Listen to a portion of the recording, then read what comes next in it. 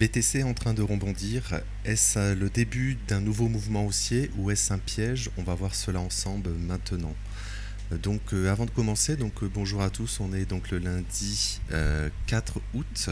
On va commencer par le calendrier éco. Donc spoiler, cette semaine il n'y a pas grand-chose. Aujourd'hui il n'y a rien. Et demain on a le PMI tout simplement. Ce qui pour, enfin, voilà, c'est pas très suivi par la Fed, cet indicateur. Ça pourrait peut-être occasionner un peu de volatilité sur la journée, mais sinon, pas grand-chose. Et sinon, sur la semaine, voilà, il y a vraiment pas grand-chose cette semaine. Donc une semaine assez tranquille. On a clôturé, donc on est lundi, on a clôturé donc la bougie weekly. La bougie weekly, donc elle est ici, elle a bien clôturé donc à l'intérieur de Fair Value Gap Weekly qu'on avait vu, le carré vert entre 110 et 114 000. Aujourd'hui, on ouvre, on va dire, on rebondit, on continue, on va dire, de rebondir. On avait vu trois scénarios ce week-end, notamment hier. On avait vu si on rebondissait fortement, alors je vais mettre ici.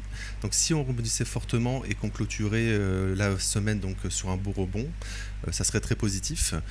Donc là pour le moment non. On n'a pas non plus clôturé sur les plus bas ici, ce qui est également positif. On est au troisième scénario, donc tout simplement on a rebondi, on est dans le Fair Value Gap ici, daily. Voilà, grossièrement. On est dans ce Fair Value Gap, on est lundi, donc là on rebondit encore dedans. Voilà, pour le moment, tant que ce Fair Value Gap n'est pas cassé, la suite probable est un nouveau plus bas, à 112 000, tout simplement. Également, je voulais vous montrer aussi, ce week-end j'ai regardé un peu les unités de temps plus longues. Sur le 6 mois, je vais faire un peu de nettoyage sur ce graphique rapidement, voilà. Oui, sur le 6 mois, en fait, on l'a ouvert, la bougie semestrielle de 6 mois, on l'a ouvert le 1er février, le 1er juillet, pardon. On peut voir, là, on a ouvert tout simplement totalement hors des bols de Bollinger. J'aime beaucoup l'indicateur des bols de Bollinger, je trouve que c'est très intéressant. Généralement, quand on ouvre totalement hors bol, comme ici, voilà, vous voyez bien ici, généralement on retrace quand c'est comme ça, c'est extrêmement rare. Si vous avez des exemples, n'hésitez pas à le mettre en commentaire, ça m'intéresse, mais c'est extrêmement rare qu'on fasse tout simplement une bougie, par exemple sur Bitcoin, très haussière, on va dire, sur les 6 mois. Ça paraît très peu probable. Ce qui est probable généralement, par exemple ici, ici c'était en 2021, on a tout simplement été vraiment hors des bols de Bollinger ici, et on a retracé sur le semestre. Pour moi, il faut faire très attention. On pourrait très bien revenir au moins tester la bande de Bollinger supérieure, donc aller vers 100 000, il me semble, 102 000. Ce qui me paraît tout à fait possible. Et si on regarde 102 000 ici, en fait, on arrive, je vais mettre en daily plutôt, on arrive en fait sur le support en fait du dernier mouvement ici, si vous regardez, voilà. Donc si on revient à 102 000, pour moi, on retournera plus bas, on retournera dans le FVG, donc weekly, ici, entre 93 et il me semble 87, oui 86. Voilà, je vais le retracer plus tard pour demain. Mais voilà, c'est pour vous donner une idée. Sur du moyen terme, tout simplement. Là, on est sur du court terme, donc c'est pour vous donner plutôt un contexte. Mais donc pour aujourd'hui, on ouvre la semaine. Voilà, la bougie d'ouverture de semaine, elle est ici. Donc pour le moment, on rebondit. Comme je vous ai dit, si le début de semaine est haussier, il est très probable de faire une continuation baissière pour moi. Ça, il n'y a pas trop de... Voilà, on est en tendance baissière, on rebondit ici, tendance baissière, rebond. Voilà, début de semaine également, on est dans le fair value gap baissier.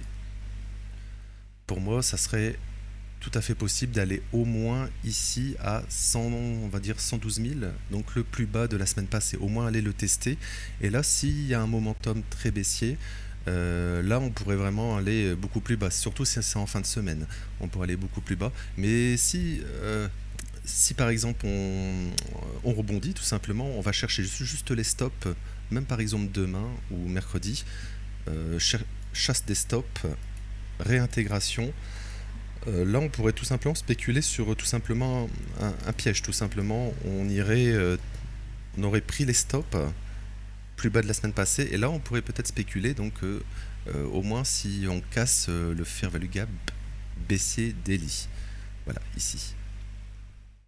Donc très intéressant. Pour le moment, je pense que les lundis et les vendredis, il n'y a pas grand-chose à faire généralement. Je pense que c'est pas une très bonne, c'est pas un très bon timing pour prendre une position, parce que généralement on chasse des sommets ou des creux, enfin des plus hauts, des plus bas de la semaine passée, ou on corrige tout simplement le mouvement de la semaine. Donc pour moi, il faut le lundi et le vendredi, c'est pas l'idéal pour prendre ou clôturer une position. Donc je vais passer sur, on va faire rapidement, on va passer sur ETH. Également, donc il y a eu l'ouverture du futur aussi, hein, futur qui avait clôturé vendredi, donc en baisse. Donc on ouvre, donc voilà, on rebondit tout simplement. Je pense que la bougie d'ouverture, donc elle est donc ici sur le futur à 114 360 environ. Je pense au moins ce niveau sera retesté quoi qu'il arrive cette semaine. Voilà, on va passer sur ETH. ETH, on va aller directement sur le futur. Sur le futur, on a ouvert en gap baissier. Alors, ici, hop. Voilà, gap baissier ici. Et là, on retrace. Généralement, si vous regardez sur des unités de temps plus courtes, généralement, ça veut dire qu'on va continuer en baisse. On va continuer la tendance baissière. Bien sûr, il peut y avoir beaucoup de choses qui... il peut y avoir des nouvelles économiques, etc. Voilà, pas mal de choses. Mais généralement, purement technique, on ouvre en gap baissier, on rebondit par exemple, aujourd'hui, demain. Pour moi, il n'y aura pas trop de questions, ça sera une continuation baissière. Surtout, alors je vais passer sur le PERP.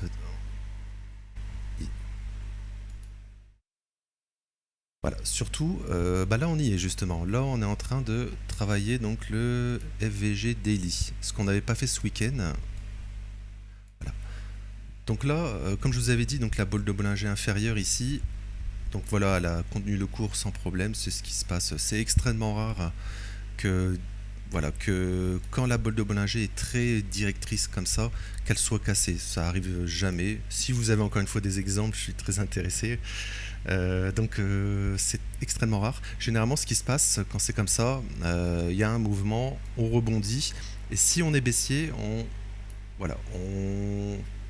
casse la bande de Bollinger, mais au moins elle va latéraliser légèrement, je veux dire avant. Voilà, c'est jamais brusque, c'est extrêmement rare. Donc voilà, sur ETH, un peu la même chose, hein, on va travailler le FVG. Voilà, à voir si tout simplement le mouvement est très fort, le momentum haussier est fort ou pas. Pour le moment, il ne l'est pas. Pour le moment, il n'y a rien de vraiment haussier, hein. On est totalement sur une tendance baissière. On rebondit, début de semaine en plus.